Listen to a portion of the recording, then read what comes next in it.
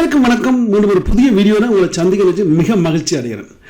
அதாவது தற்போதைய பெற்றோர்கள் எல்லாரும் என்ன நினைக்கிறேன்னா, தன் மகன் படித்து நல்ல ஒரு பெரிய உத்தியோகத்தில் இருந்து அது உடனாக பணம் சம்பாதிக்க வேணும் என்று எல்லாரும் நினைக்கிறது. அதே மாதிரி படித்து கொண்டிருக்கிற மாணவர்களுக்கு ஒரு குழப்பம். அதாவது படித்து முடித்து என்ன தொழிலில் இருக்கலாம், எந்த தொழில் எங்களுக்கு நல்லது பொருத்தமானது, அல்லாட்டி எவ்வளவு பணம் அந்த தொழிலில் வரும், அதாவது எவ்வளோ பணம் சம்பாதிக்கலாம் என்று பல குழப்பங்களோடு இப்போ மாணவர்கள் இருக்கிறார்கள். ஸோ அவர்களுக்கு எல்லாம் ஒரு நன்மை தரக்கூடிய அளவுக்கு தான் இந்த வீடியோ.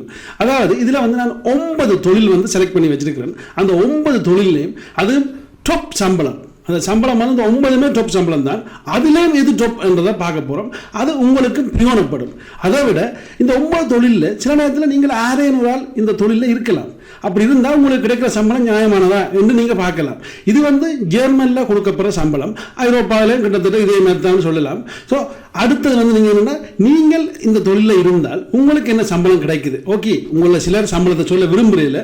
ஆனால் இந்த பதட்டப்படுற மாணவர்கள், அதாவது தத்தளிக்கிற மாணவர்களுக்கு நாங்கள் ஒரு சின்ன ஹெல்ப் பண்ணுவோம் என்றதுக்காக தான் இந்த வீடியோ. உங்களால் முடிந்தால் இந்த தொழிலுக்கு இந்த சம்பளம் என்று வீடியோ கீழே உள்ள கமெண்ட்ல எழுதுங்க. இப்போ வாங்க அந்த டாப் சம்பளம் உள்ள தொழில் 9 தொழிலும் என்ன தொழில்னு பார்ப்போம்.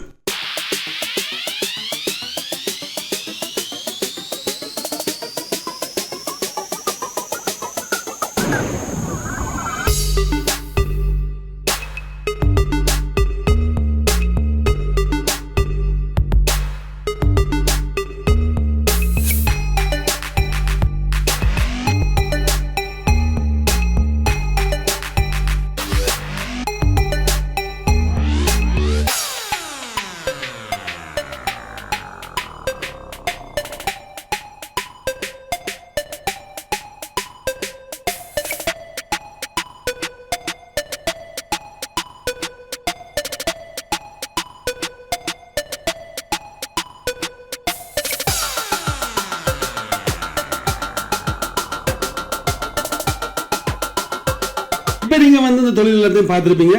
அதாவது பிளைட் கேப்டனுக்கு தான் அதிகமான சம்பளம் உண்டு. இந்த வீடியோ பார்த்ததுக்கு நன்றி. உங்களுக்கு பிடிச்சிருந்தா மற்றாக்களுக்கு பயனுங்க. ஏன்னா மற்றாக்களோட குழப்பத்தை இந்த வீடியோ கட்டாயம் நிறைவு செய்யணும்னு நான் நினைக்கிறேன். நன்றி, வணக்கம். மீண்டும் ஒரு புதிய வீடியோவில் சந்திப்போம்.